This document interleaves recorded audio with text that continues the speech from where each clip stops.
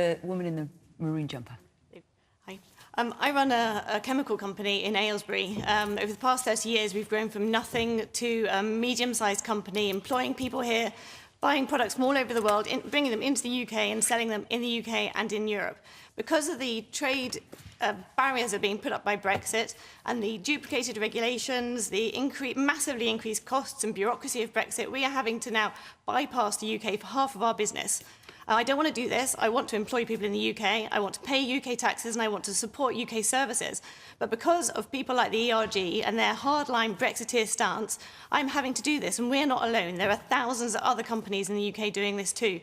And we're all going to lose employment, taxes, our overstretched and underfunded public services are going to suffer.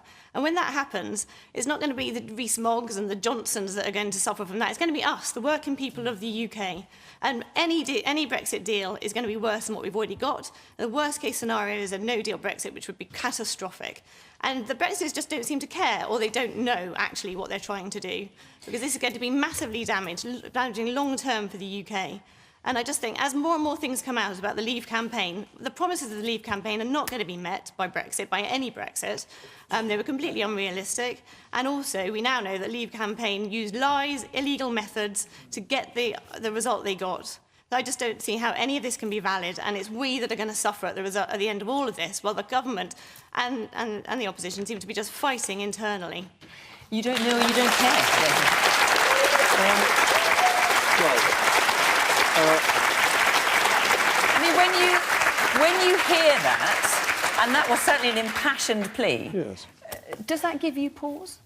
On the other hand, the leading figure in INEOS, major chemicals company, has written to the head of the European Union, to Monsieur Juncker, to say that the regulations that have come from the European Union have made investing in the EU, from his point of view, something that is not worth doing because the regulations are strangling business. The problem is that the European Union is a failed economic model. But what do you say to that woman there? What I say is that we are freeing ourselves from this failed economic model to have a better one where we are able to engage with the rest of the world rather than hiding behind the barriers that the EU feel protects it, but in fact have led to low economic growth. If you look at it's all going to be okay for her. That is not true. In the end. It's not true. Well, chemical